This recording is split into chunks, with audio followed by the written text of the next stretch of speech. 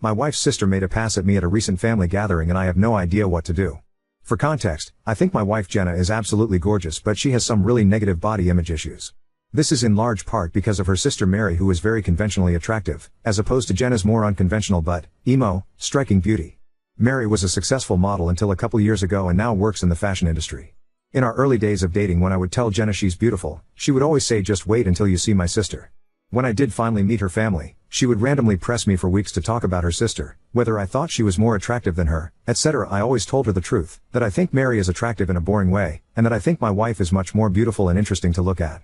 She wouldn't let it go until I confronted her about how uncomfortable it made me and asked her what was going on. This is when she told me that she always had a chip on her shoulder about her looks because of being compared with her sister growing up. They fell into the classic smart one/pretty one dynamic their whole lives.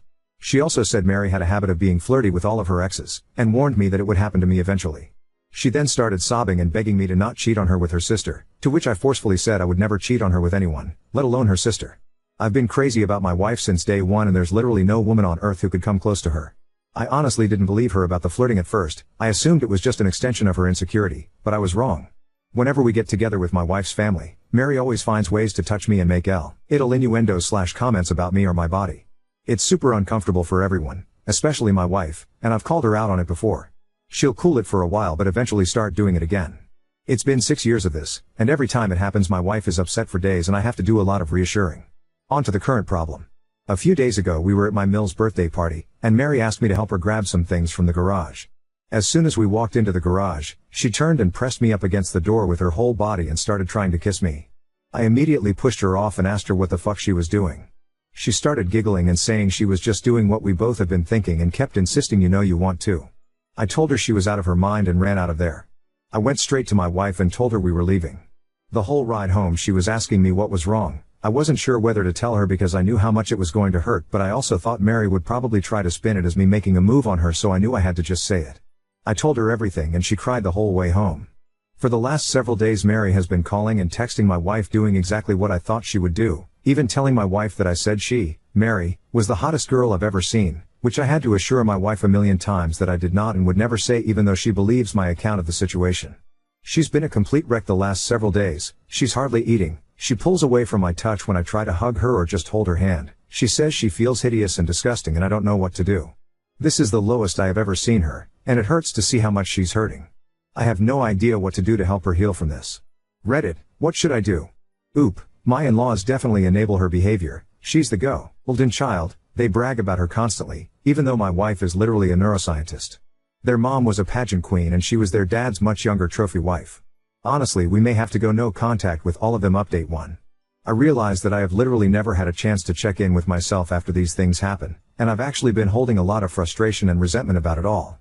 I've been harassed for years and it has either been brushed off or it's been eclipsed by the impact it has on my wife. I don't blame her for it, but this has been a good lesson in me not burying my feelings for the sake of others, even for her. I also want to clarify a couple of things that came up. Several people asked about how my wife's family feels about all this, and I explained in a comment that her parents are toxic and treat Mary as the golden child, even though my wife is a freaking neuroscientist, amazingly talented musician, speaks 3 languages fluently and another 2 conversationally. My wife and her family are seriously the only people who don't seem to understand how exceptional she is. I remember meeting one of my wife's family friends and talking to them about her research, and they said, "Oh wow, her parents just told us she works at a university." Whereas my parents literally introduce her as the family genius to everyone. It makes me so fucking angry to think about how her asshole family has stolen her shine her whole life. She's literally a Renaissance woman, but all they care about is looks and money. Some folks ask me why I would ever put myself in a situation alone with Mary given everything she's done. I have no good answers for that other than I never thought she would actually try to do anything. That possibility just didn't exist in my head. I realize now that I should have seen this would happen eventually, and that I should have been less concerned with keeping the peace and more concerned with shutting Mary down before it escalated to this point. Hindsight is 20/20. Anyway, onto the update. The night I posted, I told my wife that if she wanted to try to repair her relationship with her sister I would respect that, but that I don't feel comfortable being around her for the foreseeable future. I said Mary has obviously been deeply jealous of my wife her whole life because she is a hollow, ugly person whose entire value has an expiration date while my wife actually has substance. I said that I think her whole family is toxic and has done nothing but put her down her whole life, but that only she can decide whether she still wants them in her life. I also told my wife that while I don't blame her for her emotional reaction, her insecurity is something that she needs to work on for our relationship to be healthy. What Mary did was sexual assault and she's been sexually harassing me for years, but I have consistently put aside my own feelings about this problem because of how it affects her, and that has prevented me from getting the support that I need. 2. I told her that her reaction only serves to punish herself and me for her sister's behavior, and there's no reason to give her that kind of power. I also told her something that a commenter said that really resonated with me: the only people who have ever considered her second best are her and her family. Everyone else sees her for who she really is. She was crying the whole time and agreed that she needed to go to therapy to work on her insecurity. We were able to find a therapist who specializes in body image/self-esteem issues to work with her individually, and we're looking for a couples therapist too. My wife sent a message to her parents and sister that explained exactly what happened and told them she would reach out to them if she ever feels ready to repair their relationship. We blocked all of them everywhere, but Mary has of course been spamming my family and our friends with nonsense, claiming I attacked her. I'm a drug addict, I abuse my wife, all kinds of bullshit that, thankfully, nobody believes. My wife is still down in the dumps, but I can see that things are getting a little better. She's eating and sleeping more and she's cuddling with me in the mornings again, which is nice. Now I'm planning a surprise getaway for us this weekend. We're going to one of our favorite places and I'm going to wine and dine her and try to make her feel like the goddamn queen she is. I want to thank you all again for your help. You really helped me understand the severity of the problem, and again, thanks for helping me connect with my own feelings about all this. Y'all are the best. Oop, the only genius thing I've ever done is marry her. I'm a pretty average dude tbh, so I have no idea how I snagged her. Sad to think her low self-esteem probably played a part, but I do work hard to be a good husband every day. Update 2. First, I want to say that I've gotten so many questions about who Mary is, and I'm just not going to say. Suffice it to say that she's never been household name famous, but she made a living solely on modeling for about a decade from what I understand, so she must have been popular enough that fashion people might know her. I really don't know how that whole world works. But emo, it doesn't matter how many names you drop, you're not famous if you don't have a Wikipedia page. Also got lots of comments that, mostly, jokingly called me a simp, and I can't argue with that. I totally am a simp for my wife. She's the coolest. I hope you all find a love that makes you feel this way. Okay, I think that's it. Here is the actual update.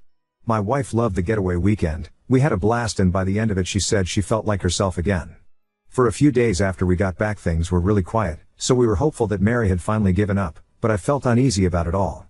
Many of you warned me that Mary would try to interfere with my work, and while I initially dismissed it, I figured I would reach out to my boss just in case. I've been working at the same company for almost 10 years and she's heard me vent about Mary before, so I didn't have to explain too much. My boss just reassured me that she knows my real character and would let me know if Mary tried anything. As you predicted, Mary did try to contact my boss a couple of days later, and the following is a recounting of what my boss told me. Apparently Mary said that I needed to be fired because I was a predator and claimed to have proof that I assaulted her. My boss said that was a very serious accusation to make and asked Mary to explain what proof she had. Mary claimed there was a camera that caught the whole incident, and my boss asked her to send the video.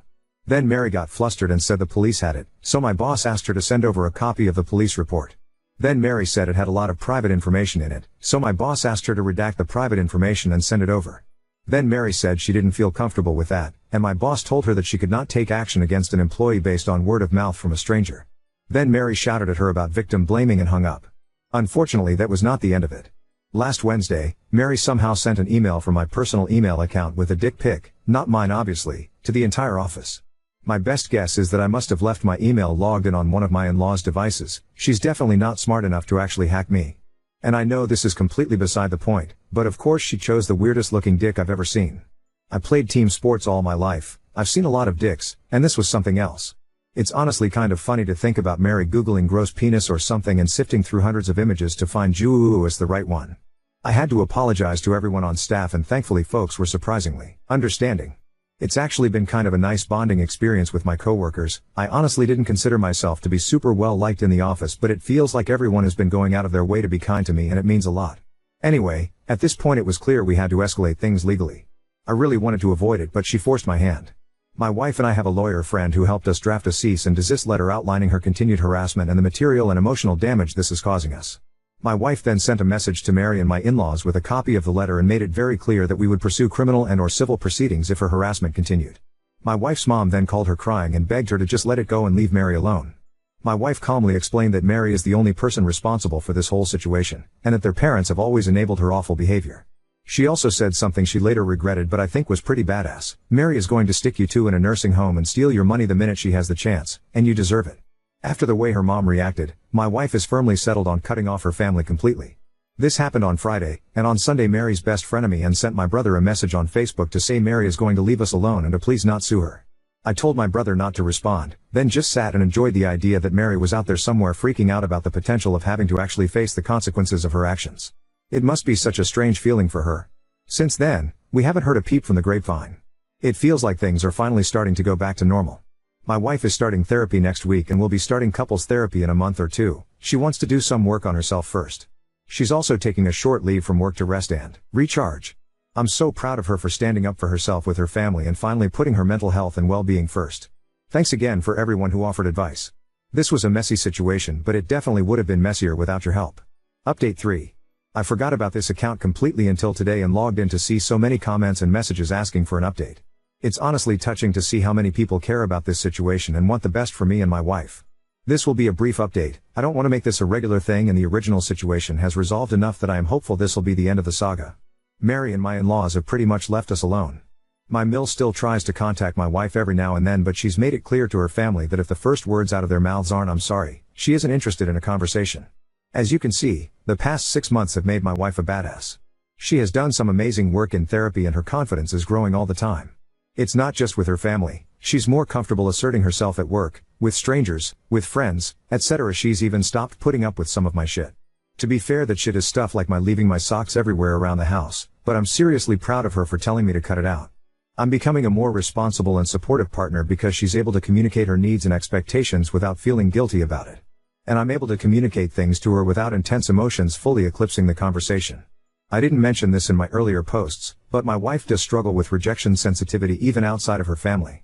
Often if I brought up something that I felt needed to change, her emotional reaction to feeling like she did something wrong would be really intense, and instead of dealing with the problem, it would become about regulating our emotions.